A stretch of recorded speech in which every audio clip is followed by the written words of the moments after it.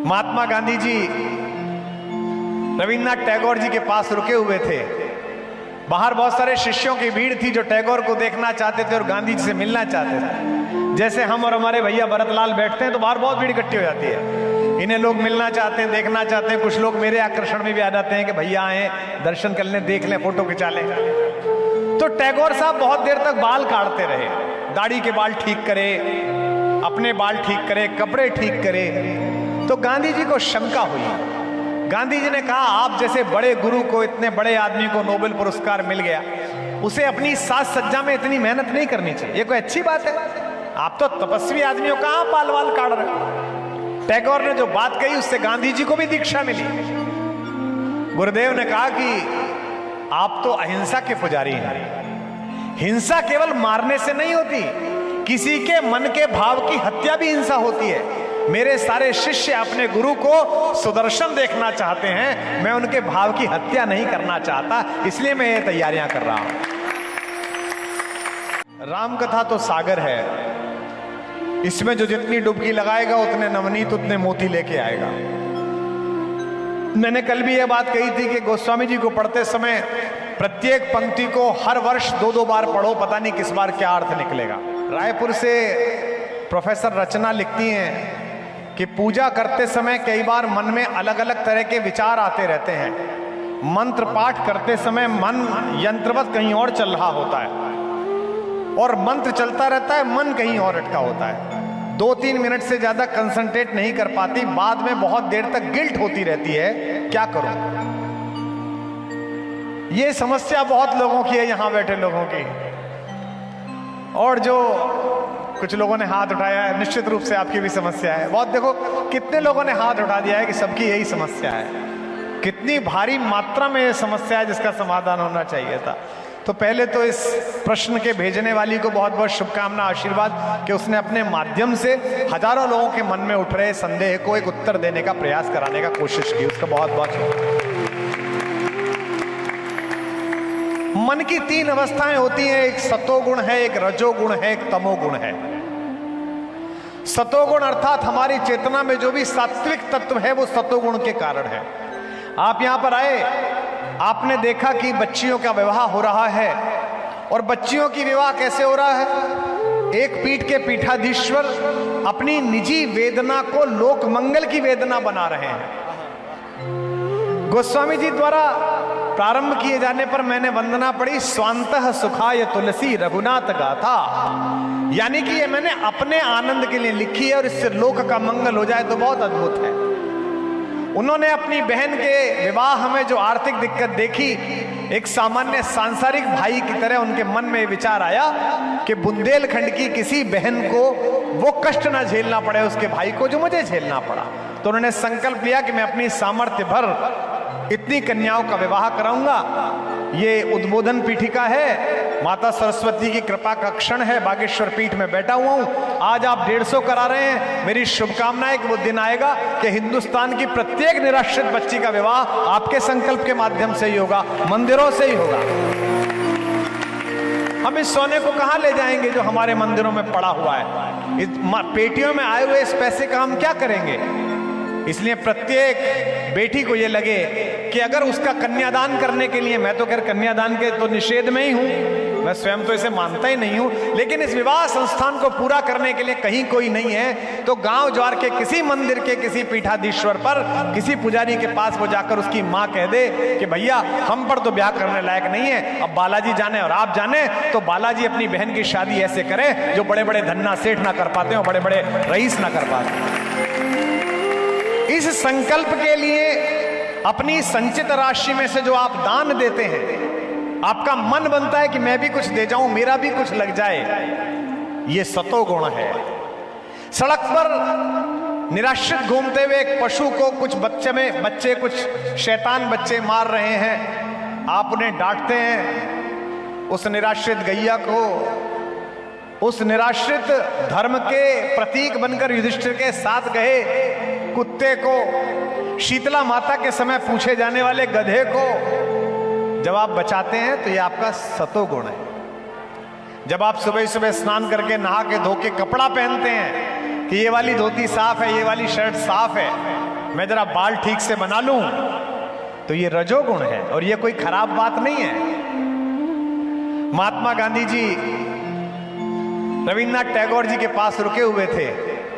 बाहर बहुत सारे शिष्यों की भीड़ थी जो टैगोर को देखना चाहते थे और गांधी जी से मिलना चाहते थे। जैसे हम और हमारे भैया भरतलाल बैठते हैं तो बाहर बहुत भीड़ इकट्ठी हो जाती है। इन्हें लोग मिलना चाहते हैं, देखना चाहते हैं। कुछ लोग मेरे आकर्षण में भी आ जाते हैं कि भैया आए, दर्शन कर लें, देख लें, फोटो खिंचा लें।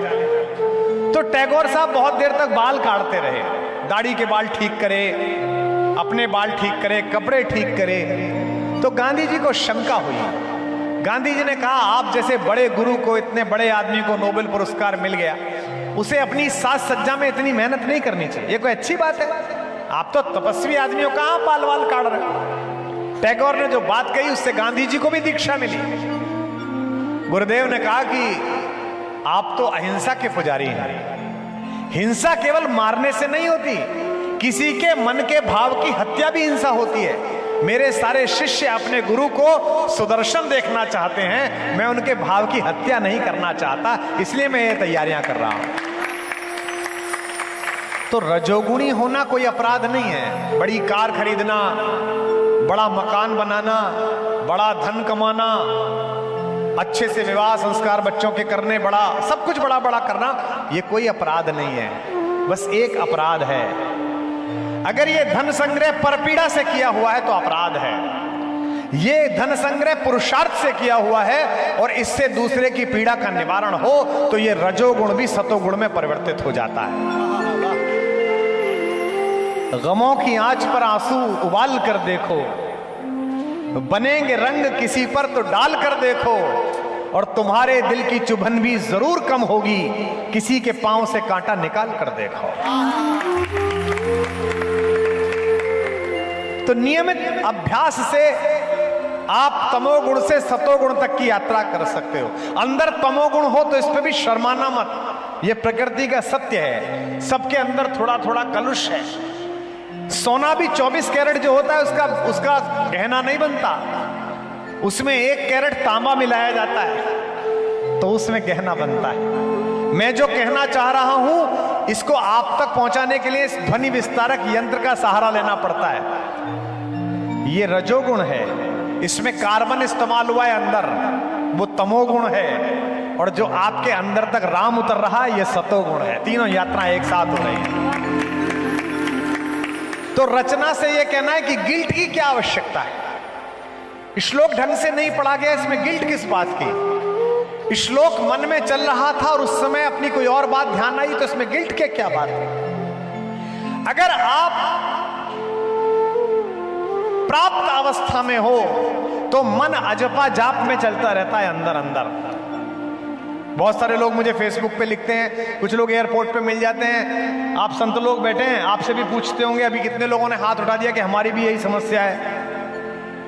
एक ऐसा ही मजदूर गड्ढा खोदने के बाद, सड़क बनाने के बाद, शाम के समय बहती हुई चंबल की धारा में नहा के एक पत्थर पर बैठकर गायत्री मंत्र का स्तमन करने लगा संध्या के लिए।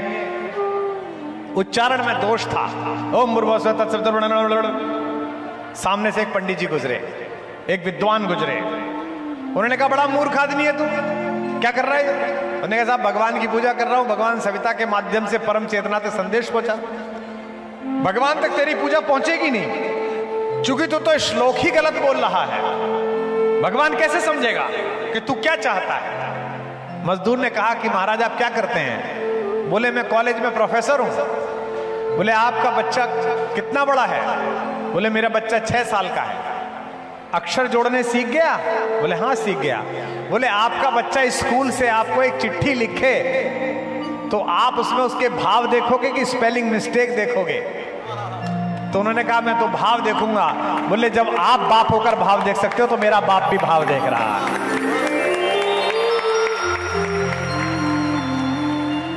पिता भाव देखता है, शब्द नहीं देखता।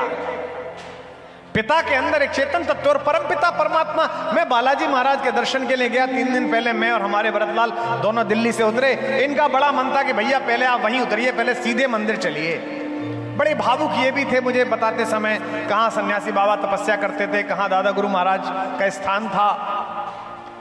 वहां मैंने दर्शन किए। घर से मुझे 2 लोगों ने कहा था कि बड़े सिद्ध स्थान है, मन में जो हो मांग लेना। लौट के रात को आए तो मेरे घर में एक हमारी मातृ समान है, उनका फोन आया, भैया टीवी पे देखा तुम्हें, मांगा कुछ? मैंने कहा नहीं। मैं पशुपतिनाथ हो आया, हर साल महाकाल जाता हूं, रक्षा सूत्र बांधे हुए हूं महाकाल का, दुनिया के सारे धर्मों के तीर्थ स्थानों पर हो आया, साधुओं का आशीर्वाद मिलता है। ये तो सामान्य अधम शरीर है, गृहस्थ हूं, इसके बाद भी संतगण स्नेह देते हैं, आशीर्वाद देते हैं। आज तक भगवान के विग्रह के सामने मांगा ही नहीं गया। इसलिए नहीं मांगा गया, लोग कहते हैं क्यों नहीं मांगते। मैं कहता हूं कि अगर इसे भी बताना पड़ा कि हमारा लाभ किसमें है, तो ये किस बात का भगवान और हम किस बात के भक्त।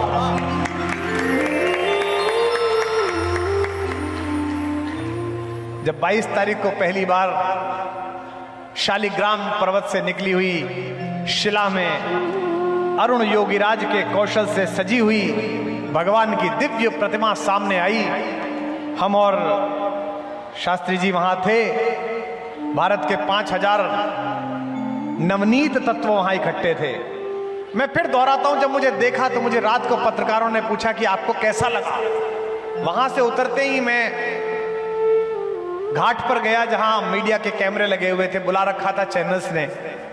कैसा लगा मैंने पहले दिन भी सुनाया, एक पंक्ति परिवर्तित करके सुना रहा हूं। जो रचना कह रही है कि मन में गिल्ट आती है, गिल्ट भी भगवान की पैदा की हुई है, गिल्ट का चक्र भी भगवान का, तो इससे क्या परेशान होना। सत असत सब उसी का है। थोड़ा और एकाग्र हो, थोड़ा और एकाग्रता में अंदर जाओ। एक समय ऐसा आएगा कि कुछ नहीं बचेगा।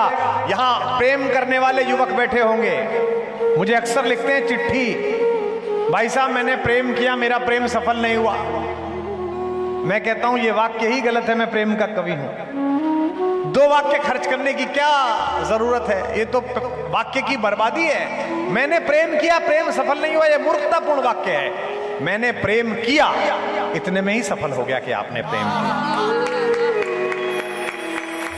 मैं भगवान के सामने बैठा और मैंने एक श्लोक पढ़ा, मुझे पता नहीं इसका अर्थ क्या है, मुझे नहीं पता कि ये क्या कहा जा रहा है। ये माएं अपने बच्चों को सुलाती हैं जब छोटा होता है, तो इनके गले में लता दीदी का स्वर नहीं है, ये कुछ भी गाती हैं। बुंदेलखंड की माँ बुंदेली गाती है, अवध की माँ अवधी गाती है, ब्रज की माँ ब्रज की गाती है। जशोदा सुनाती है कन्हैया को तो कुछ भी गाती हैं। सूर कहते हैं यशोदा हरि पालने झुलावे, हल रावे मलरावे, जोई सोई कछु गावे। कुछ भी गा रही है, जोई सोई, मन में जो आ रहा है। हो सकता है हिसाब गाती हूं, 20 किलो दूध रामलाल के यहाँ, 30 किलो दूध श्याम, क्या फर्क पड़ता है। बच्चे को क्या पता, बच्चे को माँ की ध्वनि पता है कि मेरी माँ मुझे नींद की तरफ ले जाने के लिए स्वर में गा रही है।